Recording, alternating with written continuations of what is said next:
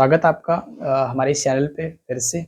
उम्मीद करते हैं आप सब ठीक होंगे और इस बार काफ़ी दिनों के बाद मुलाकात हो रही है क्योंकि कुछ प्रॉब्लम की वजह से मैं वीडियो नहीं बना पा रहा था। इसलिए इस बार क काफ़ी लेट हुई, लेकिन आगे मैं कोशिश करूँगा कि विदिन वीक सप्ताह में एक आध वीडियो आ जाए, अपलोड कर दूँ मैं।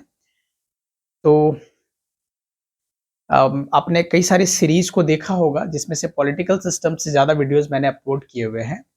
तो आगे भी वो सीरीज़ लगातार चलता रहेगा, लेकिन आज दरअसल जिस विषय पे हम लोग बातचीत करेंगे वो एक शब्द है, दरअसल पर्सनैलिटी। आपने अक्सर सुना होगा पर्सनैलिटी शब्द को, व्यक्तित्व जिसको हम लोग कहते हैं। कई बार आपने सुना होगा लोगों से कि अरे भाई उसकी पर्सनैलिटी देखो, वो क्या पर्सनैलिटी है, उसकी क्या पर्सनैलिटी है। ऐसे शब्द आपने अक्सर सुना होगा समाज में। तो जब वो पर्सनैलिटी के बारे में बात कर रहे होते हैं किसी के संदर्भ में, तो दरअसल वो किन चीज़ों को आधार मान रहे हैं, वो कई बार वो हो सकता है कोई उनके आधार जो हो सकते हैं, वो बहुत लिमिटेड हो, बहुत जो है ना छोटा हो या फिर कह लीजिए बहुत संक्षिप्त हो। तो हम लोग बेसिकली आज उसी के बारे में ठीक तरीके से एक जानकारी लेने का प्रयास करेंगे कि दरअसल ये सच में जो है पर्सनैलिटी क्या है और किस तरह की बातचीत है। तो देखते हैं पर्सनैलिटी जो हर किसी की अपनी होती है, अलग पर्सनैलिटी जिसको हम लोग हिंदी में कहते हैं व्यक्तित्व। तो पर्सनैलिटी शब्द को जब हम जिक्र करते हैं तो सामान्यतः इसमें एक चीज ध्यान रखना होता है कि ये जनरली जो होता है वो स्टेबल होता है, यानी कि स्थिर होता है। सामान्यतः ये क्या होता है? स्थिर होता है। अभी समझेंगे स्थिर कैसे होता है। तो मैं मान के चल रहा हूं कि पर्सनैलिटी शब्द आपने कहीं ना कहीं सुना जरूर होगा, किसी से कहते हुए किसी के बारे में कि उसकी पर्सनैलिटी कितनी अच्छी है या उसकी पर्सनैलिटी देखो, हमें उनके जैसा बनना है। तो ऐसे शब्द आपने अक्सर सुने होंगे, लेकिन जब वो कह रहे होते हैं तो वो किन किन चीजों को आधार मान रहे हैं, कई बार इसमें कंफ्यूजन रहता है। उसी कंफ्यूजन्स को हम लोग क्या करेंगे, क्लियर करने का प्रयास करेंगे इस वीडियो में। तो सामान्यतः माना जाता है ये स्थिर होता है। कैसे होता है अभी समझेंगे। सबसे पहले एक परिभाषा देख लें, इसका एक जो है डेफिनेशन देख लें, उसके आधार पे हम लोग चेक करने का प्रयास करेंगे ये पर्सनालिटी किन चीजों से बनता है। किसी भी व्यक्ति का जो पर्सनालिटी होता है किन आधारों पे देखा जा सकता है कि ये उनकी पर्सनालिटी है। आप सारे पक्षों को जब देख लेंगे, सारे चीजों को जब देख लेंगे, सारे टाइप्स को देख लेंगे, तब आप किसी भी व्यक्ति का एक मुकम्मल रूप से आप उनके पर्सनालिटी को समझ पाएंगे, उनका परीक्षण कर पाएंगे। तो चलिए देखते हैं इसका एक परिभाषा क्या हो सकता है। सामान्य परिभाषा देखें तो स्थिर विशेषताओं का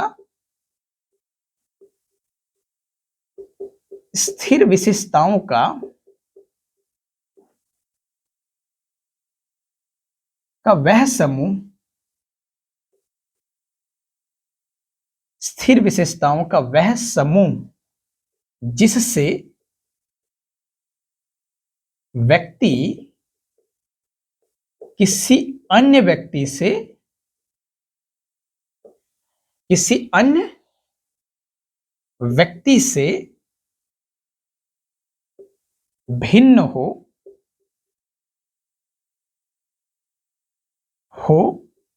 उसे व्यक्तित्व या पर्सनालिटी कहते हैं।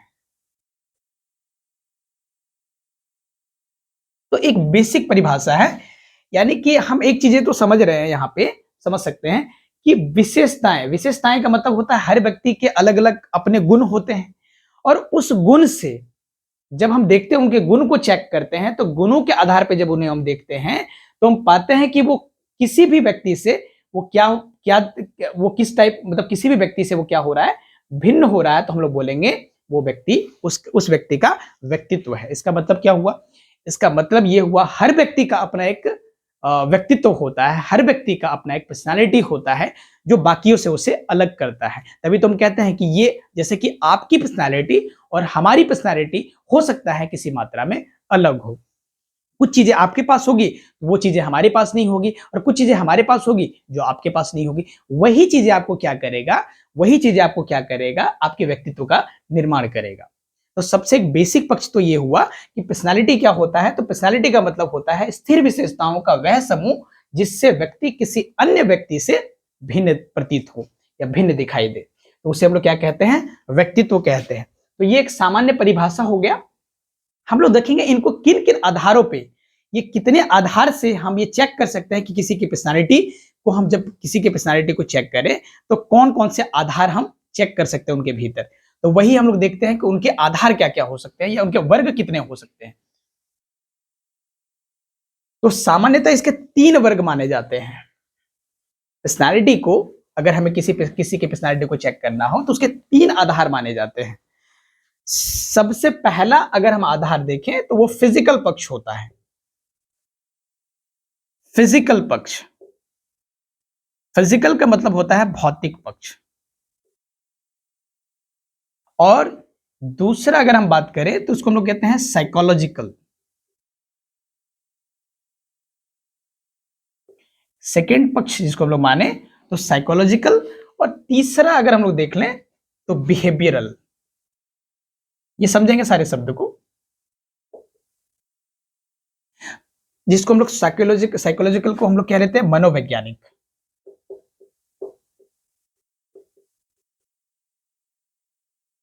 और बिहेवियरल को हम लोग कहते हैं व्यवहारात्मक। अब देखना इसमें ये है, ये सारे शब्द को अभी समझेंगे। ये 3 आधार पे हम लोग चेक कर सकते हैं। ये 3 वर्ग हैं। 3 वर्गों के माध्यम से जब भी किसी के पर्सनालिटी को आपको चेक करना हो तो वो इन 3 के आधार पे ही आप उसको देख पाएंगे। इसका चौथा आधार नहीं माना जाता सामान्यतः। यहां पे देखेंगे तो एक फिजिकल पक्ष होगा, दूसरा जो है साइकोलॉजिकल पक्ष, और तीसरा बिहेवियरल पक्ष। यानी कि इन तीनों के आधार पे किसी भी व्यक्ति को आप फिट कर सकते हैं। ठीक है, तो फिजिकल पक्ष में क्या क्या आता है तो आप देखेंगे कोई व्यक्ति क्या होता है, लंबा होता है। तो लंबाई एक पक्ष माना जा सकता है कि ये उनके पर्सनालिटी का हिस्सा है। जैसे फिल्म जगत में अगर लें तो अमिताभ बच्चन, जो कि एक बहुत बड़े पर्सनालिटी माने जाते हैं, एक जो है ना व्यक्तित्व के धनी, कहते हैं ना कई बार कि व्यक्तित्व के धनी है अमिताभ बच्चन। तो वो उसमें जब भी उनके व्यक्तित्व को हम देख रहे होते हैं, परीक्षण कर रहे होते हैं, तो एक पक्ष ये शामिल हो जाएगा, उनकी लंबाई जो है एक पक्ष तो शामिल हो जाएगा। और कई सारे पक्ष आएंगे उनके, लेकिन उनमें से एक पक्ष जो उनका शामिल हो जाएगा वो लंबाई हम लोग उनमें शामिल कर सकते हैं तो ये हुआ। और क्या हो सकता है, मोटाई किसी का हो सकता है कि वजन जो है, वेट जो है ज्यादा हो, या फिर क्या लीजिए, है ना, तो मोटाई वजन क्या लीजिए, तो ये भी एक पक्ष हो जाएगा। ये भी माना जा सकता है, मान लेते किसी की वजन बहुत ज्यादा है और वजन काफी समय से, मतलब एक ही सेम साइज में वो लगातार बना हुआ है लंबे समय से, तो क्या हो जाता है, वो भी जब हम उस व्यक्ति को देखते हैं तो हम कई बार मानते हैं कि ये भी उसके पर्सनालिटी का क्या हो गया, हिस्सा माना जाता है। उसी प्रकार से अगर हम देखें तो रंग, कई बार किसी के रंग जो है सांवले हो सकते हैं, किसी के रंग जो है सफेद हो सकते हैं। तो हम लोग मान के चलते हैं कि रंग भी क्या होता है, उसके पर्सनालिटी का हिस्सा माना जाता है। इसमें अगर चौथा पक्ष लें तो हम लोग देख सकते हैं दिव्यांगता। दिव्यांगता जो होता है, हालांकि समाज में जब भी कोई व्यक्ति जैसे कि दिव्यांग हो, या चाहे वो जन्मजात हो या फिर जो किसी दुर्घटना के माध्यम से हुआ हो, तो हम कभी भी, ये गलत होगा जब भी हम किसी व्यक्ति को पर्सनालिटी के रूप में जब उस व्यक्ति को देख रहे हैं और अगर दिव्यांगता को ही फर्स्ट प्रायोरिटी दे रहे हैं, मान लेते कोई हाथ से जो है विकलांग हो या फिर पैर से विकलांग हो, तो यदि हम विकलांगता को जो है उनको प्रायोरिटी दे रहे हैं, प्राथमिकता मान रहे हैं, तो ये एक सभ्य समाज का पहचान नहीं माना जाता है। अगर हम देखें उसमें और भी कई सारे गुण होंगे, उसके आधार पे उसके पर्सनालिटी को जज करना चाहिए, ना कि उसके दिव्यांगता के आधार पे। लेकिन सामान्यतः कई बार लोग दिव्यांगता के आधार पे भी क्या करते हैं, उसके पर्सनालिटी को जज करते हैं, यानी कि एक पक्ष उसको भी रख लेते हैं। ठीक है, तो फिजिकल पक्ष में ये सारी चीजें आ जाएगी, लंबाई, मोटाई, है ना, रंग, ये सब चीजें क्या हो जाएगा, फिजिकल पक्ष है। तो किसी के कद जब काफी हाई देखते हैं, ऊंचा देखते हैं, या किसी का शॉर्ट हाइट होता है, तो हम लोग मान के चलते हैं कि ये सारे क्या हो जाएंगे, उनके फिजिकल एस्पेक्ट्स हो जाएंगे, भौतिक पक्ष हो जाएंगे पर्सनालिटी का। लेकिन ये एक पक्ष है। दूसरे पक्ष में अगर हम साइकोलॉजिकल देखें तो किसी व्यक्ति का एटीट्यूड को हम चेक करते हैं। एटीट्यूड का मतलब होता है सामान्य भाषा में रुझान, लेकिन अगर हम आतंकी भाषा में कहें तो वो हम लोग कह सकते हैं कि अभिवृत्ति। ये थोड़ा सा शब्द इसका थोड़ा सा कठिन शब्द में अगर देखा जाए तो अभिवृत्ति, अभी समझेंगे क्या होता है। वैसे ये बहुत गहरा टॉपिक है, लेकिन अभी सामान्य बातचीत में हम लोग समझ सकते हैं, समझेंगे कि ये क्या होता है।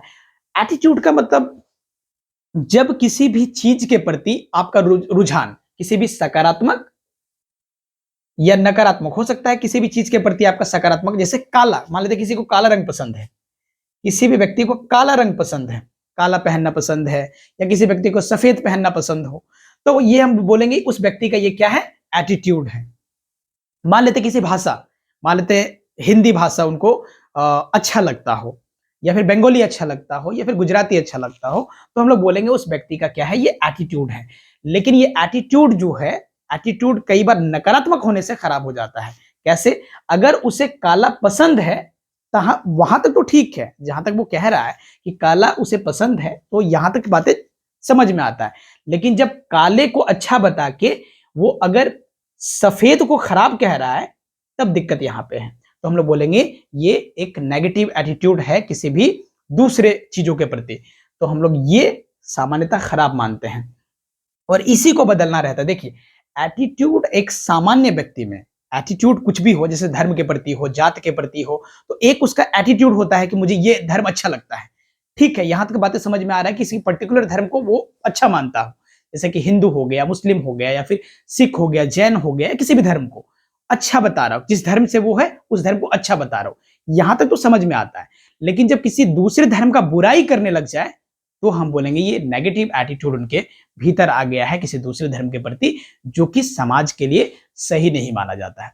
सामान्य व्यक्ति जो होता है, सामान्य व्यक्ति जो होता है, यदि वो उसका नेगेटिव एटीट्यूड किसी भी चीज के प्रति है, तो उसको बदलना आसान है, उसको बदला जा सकता है, या फिर ये कह सकते हैं उसको मैनेज करना आसान है।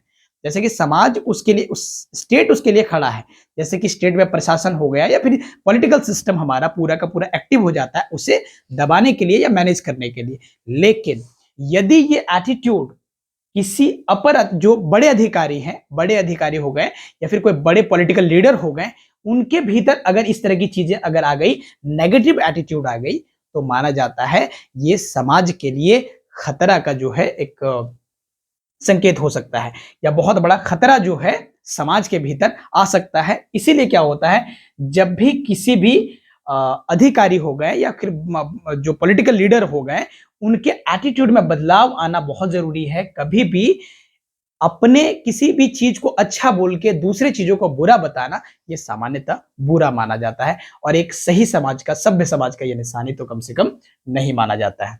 इसीलिए सड़क पे चल रहे हो लोग यदि किसी देश को बुरा बता रहे हैं, या फिर उसको गाली दे रहे हैं, या कुछ ऐसी शब्द का इस्तेमाल कर रहे हैं जो कि नहीं करना चाहिए, तो उसे मैनेज किया जा सकता है। लेकिन अगर सिस्टम में बैठे लोग यदि किसी भी समाज को, या किसी भी जात को, किसी भी धर्म को, या किसी भी देश को अगर वो गलत बता रहे हैं, बुरा बता रहे हैं, और उसकी एटीट्यूड उसके प्रति वैसा है, दिखता हो, तो बोलेंगे वो सिस्टम के लिए घातक साबित हो सकता है। तो वैसे व्यक्तियों को क्या करना है, उसके एटीट्यूड में बदलाव लाना बहुत जरूरी हो जाता है।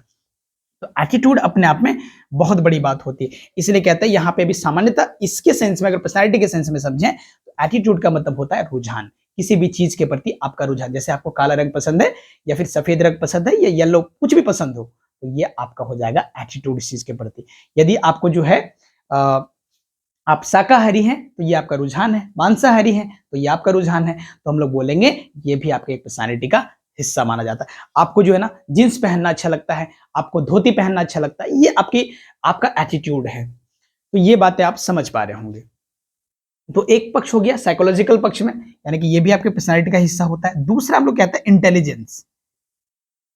इंटेलिजेंस का मतलब होता है, देखिए जैसे एक विषय है गणित, गणित एक विषय है जो कि कठिन विषय माना जाता है, एक कठिन विषय माना जाता है, क्योंकि इसमें लॉजिक बहुत लगाने पड़ते हैं। एक आपको मान लेते कोई प्रश्न दिया गया, कोई क्वेश्चन दिया गया, तो उसमें दूसरे प्रश्न को सॉल्व करने के लिए वो सेम एज इट इज नहीं होता है, वो थोड़ा अलग होके आता है क्वेश्चन, जिसमें क्या होता है लोगों को या स्टूडेंट्स को क्या करना पड़ता है, उसमें लॉजिक लगाना पड़ता है, अपना दिमाग लगाना पड़ता है, और वो दिमाग लगाने के बाद ही उस चीज को क्या कर पाता है, सॉल्व कर पाता है। तो हम लोग बोलेंगे उसको सॉल्व करने के लिए उसकी बुद्धिमत्ता अच्छी होनी चाहिए, इंटेलिजेंस अच्छी होनी चाहिए। तो अगर उस व्यक्ति में ये इंटेलिजेंस अगर ठीक है, तो हम लोग मान के चलेंगे उस प्रश्न को वो क्या करेगा, सॉल्व कर पाएगा। तो हम लोग बोलेंगे ये भी उनका एक एटीट्यूड का हिस्सा है कि कठिन से कठिन सवालों को भी आसानी से सॉल्व कर लेता है, कठिन से कठिन विषय को देखते ही क्या कर लेता है, सॉल्व कर लेता है। तो ये भी उसकी क्या हो जाएगी, एक पर्सनैलिटी का हिस्सा हो जाएगा। और हम लोग क्या कर सकते हैं इसमें, देख सकते हैं, तो इसमें इमोशनल इंटेलिजेंस हम लोग कहते हैं। इमोशनल इंटेलिजेंस का मतलब होता है कि किसी व्यक्ति में क्या होता है, भावनात्मक बुद्धिमत्ता। देखिए, होता क्या है कि कुछ व्यक्ति में क्या होता है ना, आप देखेंगे कि वो कोई व्यक्ति आया, काफी ज्यादा इमोशनल है, या फिर कुछ ऐसे व्यक्ति आ गए उनके सामने जिसको वो देख रहा है कि वो किस कंडीशन में है, किसी बुरे कंडीशन में है या ऐसे कोई सिचुएशन में है जो कि इमोशनली बहुत ज्यादा जो है वो वीक है, और वो उसको इमोशनल करने का प्रयास कर रहा है, सामने वाले व्यक्ति को इमोशनल करने का प्रयास कर रहा है, या उसी पैटर्न में उसको ले जाने का प्रयास कर रहा है। और अगर सामने वाला व्यक्ति उसके इमोशंस को, वो कहना क्या चाह रहा है या उसकी किस तरह की बातें वो कर सकता है, किस तरीके से हमें मैनिपुलेट कर सकता है, गुमराह करने का प्रयास कर रहा है अपने इमोशन से, वो उसको समझना, भापना और भापने के साथ उसको मैनेज करना, ये यदि उसके अंदर क्षमताएं हैं, ये उसके भीतर यदि क्षमताएं हैं, तो हम लोग मान के चलेंगे कि ये व्यक्ति क्या है, इमोशनली जो है ना, इमोशनल इंटेलिजेंस इनका अच्छा है। तो ऐसे व्यक्ति का क्या होता है, किसी भी व्यक्ति के भावनाओं को कंट्रोल करना और खुद के भावनाओं को भी क्या करना, नियंत्रण में रखना, ऐसे व्यक्ति को क्या कहते हैं। तो उस टाइप के व्यक्ति जो होते हैं, इमोशनल इंटेलिजेंस जो होता है उनका अच्छा माना जाता है। तो ये भी एक पक्ष हो जाता है, ये भी उनकी पर्सनैलिटी है कि किसी के इमोशंस को देख के, समझ के मैनेज कर लेना, कंट्रोल कर लेना, खुद के इमोशंस को कहाँ एक्सप्रेस करना है, कहाँ एक्सप्रेस नहीं करना है, कहाँ अपने इमोशंस को प्रेजेंट होने देना है, नहीं होने देना है, ये सारी बातें उनको मैनेज करने का तरीका जिनके पास होगा, तो हम लोग बोलेंगे ये जो है, ये भावनात्मक बुद्धिमत्ता उनकी अच्छी मानी जाती है। तो ये एक पक्ष हो गए। इसी प्रकार से इसमें हम देख सकते हैं अगर और भी अगर कुछ पक्ष को देखना हो तो हम लोग कह सकते हैं वो व्यक्ति कैसा होगा, क्रिएटिव होगा, किसी भी चीज को क्या करेगा, क्रिएट करेगा, नई चीजों को क्रिएट करना, नई चीजों को, इसको बोलते हैं सृजनात्मक। कोई व्यक्ति सृजनात्मक होगा, किसी, जैसे मान लेते हैं कोई गूगल को बनाया, कोई जो है फेसबुक को बनाया, तो वो व्यक्ति पहली बार दिमाग में लाया होगा, तो इस टाइप के व्यक्ति को क्या बोलते हैं, तो सृजनात्मक।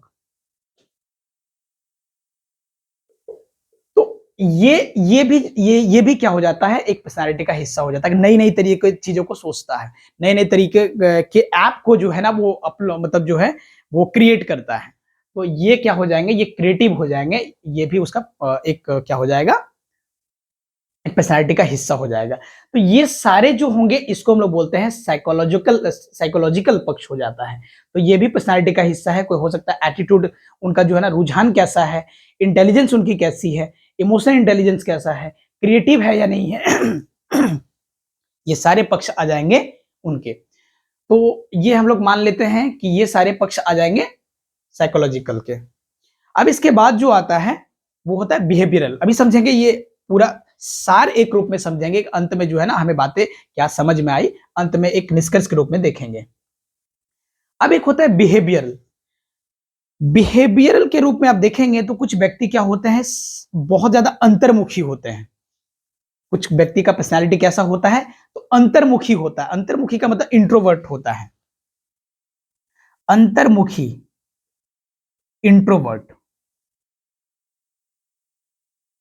इंट्रोवर्ट का मतलब होता है जब कोई व्यक्ति जो है अपने आप को क्या करे, बहुत ज्यादा एक्सप्रेस न कर पाए। जब कोई व्यक्ति अपने आप को बहुत ज्यादा एक्सप्रेस लोगों के बीच न कर पाए। मानते किसी के पास बहुत सारा नॉलेज है, कई सारे ऐसे व्यक्ति होते हैं, जैसे सामान्यतः ये बातें मनमोहन जी के लिए कहा जाता है कि वो बहुत ज्यादा जो है नॉलेजेबल पर्सन तो है, लेकिन वो बातों को एक्सप्रेस नहीं कर पाते हैं जैसे आमतौर पर दूसरे शख्स कर लेते हैं।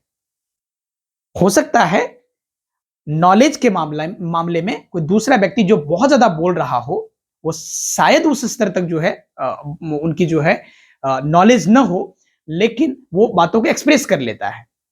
लेकिन कुछ लोग होते हैं जो बहुत ज़्यादा नॉलेजेबल होने के बावजूद भी अपने शब्दों को ठीक से मंच पे या ऐसी जगह पे जहाँ पे लोग काफ़ी संख्या में हो, वहाँ पे अपनी बात को ठीक तरीके से नहीं रख पाते हैं। तो वो व्यक्ति हो जाते हैं अंतर्मुखी, वो इंट्रोवर्ट कहलाते हैं। इसी प्रकार से होता है एक बहिर्मुखी। बहिर्मुखी का मतलब होता है एक्सट्रोवर्ट। एक्सट्रोवर्ट का मतलब होता है जहाँ नहीं भी बोलना हो, वहाँ भी बोल देंगे। ऐसे कई सारे लोग होते हैं, कहीं भी मंच मिला या कुछ भी मिला तो वो जो है ज़रूरत से ज़्यादा ही बोलेंगे। जितना बोलना चाहिए उससे ज़्यादा ही बोलेंगे। तो हम लोग बोलेंगे वो किस टाइप के व्यक्ति है? बहिर्मुखी टाइप के हैं। वो एकदम से रुक नहीं सकते हैं। जब मंच मिला या कोई ऐसा स्थान मिला जहाँ पे कुछ लोग हैं, जहाँ पे माहौल बनाया जा सकता है, वहाँ पे ऐसे व्यक्ति एक्टिव हो जाते हैं। तो ये हम लोग बोलेंगे बहिर्मुखी टाइप के ये व्यक्ति हैं। इसी प्रकार से होता है कुछ एक्टिव होते हैं, जैसे कि मैं समझा। एक्टिव का मतलब सक्रिय, हर समय जो है ना कुछ करते रहेंगे, शांत नहीं बैठेंगे। तो ऐसे व्यक्ति का पर्सनैलिटी कैसा हो जाएगा? बोलते हैं काफ़ी ज़्यादा एक्टिव है। बोलते हैं ना वो व्यक्ति का पर्सनैलिटी देखो बहुत ज़्यादा एक्टिव रहता है वो। तो ये भी एक पर्सनैलिटी का हिस्सा हो जाएगा। यदि अंतर्मुखी है तो ये भी पर्सनैलिटी का हिस्सा होगा, बहिर्मुखी है तो ये भी पर्सनैलिटी का हिस्सा हो जाता है।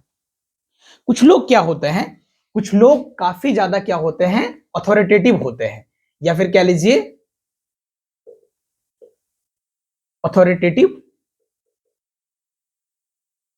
ठीक है? इसका मतलब होता है कि कुछ लोग लोगों को दबाना कई बार अच्छा लगता है। अथॉरिटेटिव का मतलब होता है मान लेते हैं किसी के पास शक्ति है, तो वो क्या करेंगे? लोगों को दबाएँगे।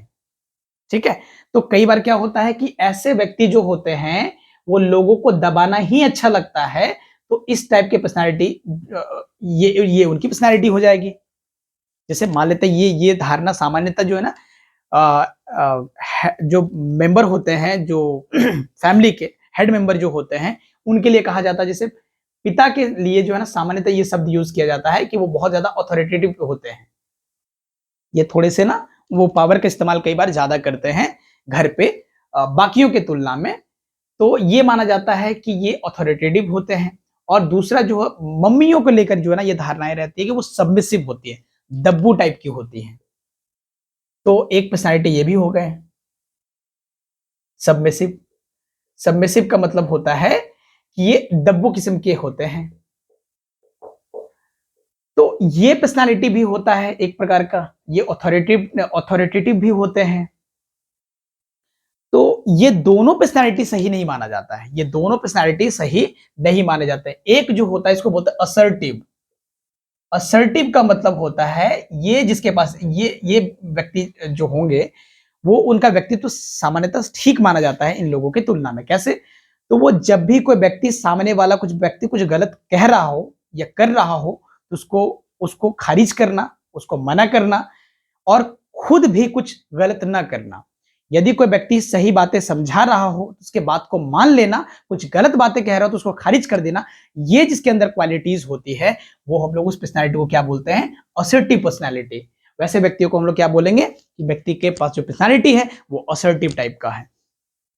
तो अब आप चीज़ों को समझ पा रहे होंगे, अब आप चीज़ों को देख पा रहे होंगे कि ऐसे चीज़ों को अगर ये सारे पक्ष आपको समझ में आ गए, किसी भी व्यक्ति को अब देखना हो, अब किसी भी व्यक्ति को आप देख लीजिए, अगर आपको बाँटना हो, तो यही 3 आधारों पे उनको बाँटा जा सकता है। ये 3 पक्षों में आप देख लीजिए, किसी की लंबाई अच्छी हो सकती है, साथ-साथ में क्या हो जाएगा, हो सकता है उसके साथ-साथ इंटेलिजेंस भी अच्छी हो, साथ-साथ में क्या हो सकता है उनका रुझान जो है, रुझान को देख सकते हैं और साथ ही साथ हो सकता है वो इंट्रोवर्ट हो, यानी कि अंतर्मुखी हो, बहिर्मुखी हो, कुछ भी हो सकता है। तो जब उसके कॉम्बिनेशंस को मिलाएँगे, सबको जोड़ेंगे, एक व्यक्ति का ले लेते हैं कि एक व्यक्ति को हम लोग एग्जाम्पल के रूप में लेते हैं, एक व्यक्ति लंबा है, प्लस में उसका एटीट्यूड जो है एक पॉजिटिव है ब्लैक के प्रति, तो ये एक और जोड़ लीजिए। उसके साथ-साथ में बुद्धिमत्ता उनकी अच्छी है, तो यहाँ पे एक और पक्ष जोड़ लीजिए और साथ-साथ में मान लेते हैं ये बुद्धिमत्ता मान लेते हैं ये नहीं है, तो अंतर्मुखी है, तो एक पक्ष ये जोड़ लीजिए। और मान लेते हैं वो क्या है? एक्टिव रहता है, तो एक्टिव है तो एक पक्ष ये भी जोड़ लीजिए। तो ये सारे पक्षों को जोड़ेंगे तो मान लेते हैं यहाँ पे 5 गुण मिले, उस व्यक्ति में 5 गुण मिले। तो अब हम बोलेंगे, अब हम कह सकते हैं कि यहाँ पे ये 5 गुण जो निकल के इनके सामने आए हैं, ये बाकियों की तुलना में क्या होगा? अलग होगा और यही उनके गुण जो होंगे, ये उनके पर्सनैलिटी का हिस्सा हो जाएगा। तो अब तक हम लोग क्या मान रहे थे, किसी एक पक्ष को लेकर चल रहे थे, लेकिन अब ये सारे पक्षों को जब आप मिला दिए तो हम लोग बोलेंगे ये इनका वास्तविक क्या हो जाएगा, पर्सनैलिटी हो जाएगा, ये उनका गुण हो जाएगा। इसमें चाहे तो एक और चीज रख सकते हैं, पैसिव रख सकते हैं। कुछ व्यक्ति होते हैं निष्क्रिय होते हैं, कुछ काम करना पसंद ही नहीं है, तो इस टाइप के भी व्यक्ति होते हैं, ये उनका पर्सनैलिटी है। ठीक है, तो ये सामान्यतः माना जाता है कि जब उम्र बढ़ने लगती है, जब 35-40 की उम्र हो जाए तो बहुत ज्यादा वो एक्टिव नहीं रहते, ज्यादा चंचल नहीं रहते हैं, तो हम लोग वैसे व्यक्तियों को पैसिव में रखते हैं। तो समझ पा रहे हैं, ये सारा पक्ष हो जाएगा पर्सनैलिटी का। तो किसी भी व्यक्ति का पर्सनैलिटी आपको चेक करना हो तो इसको आप जो है ना मेजर के रूप में देख सकते हैं। इन सारे पक्षों को, किसी भी पक्ष को उठा के देख लीजिए और उनको जोड़ दीजिए तो आप कह लेंगे कि उस व्यक्ति का ये पर्सनैलिटी है। जैसे कि अगर अमिताभ बच्चन का मैंने अगर जिक्र किया तो मान लेते हैं यहां से उठा लीजिए, लंबाई उनकी उठा लीजिए, और यहां से इंटेलिजेंस भी ठीक है उनकी, और एटीट्यूड भी उनका सामान्यतः वो पॉजिटिव रहता है। तो ये दो पक्ष हो गए। और वो अगर हम लोग कह लें तो इमोशनल इंटेलिजेंस, भावनात्मक बुद्धिमत्ता भी उनकी ठीक ही होगी। और यहाँ पे देखें तो वो बहिर्मुखी तो दिखते हैं सामान्यतः, और वो एक्टिव भी रहते हैं। तो ये 5-6 गुण मिला के आप बोल सकते हैं ये उनकी पर्सनैलिटी है। तो उम्मीद करते हैं इस वीडियो में आपको ये बातें समझ में आ गया होगा कि पर्सनैलिटी क्या है, और अब ये कंफ्यूजन आपके भीतर कम से कम तो नहीं रहने वाला है इस वीडियो को देखने के बाद कि पर्सनैलिटी क्या होता है। तो उम्मीद करते हैं ये बातें आपको समझ में आई होगी। जल्द ही मिलते हैं आगे किसी दूसरे वीडियो को लेके, और उम्मीद करते हैं कि जो मैंने आपको जो सीरीज स्टार्ट किया था पॉलिटिकल सिस्टम का, वो जल्द ही आर्टिकल के रूप में आपके बीच वो आएगा। Thank you so much.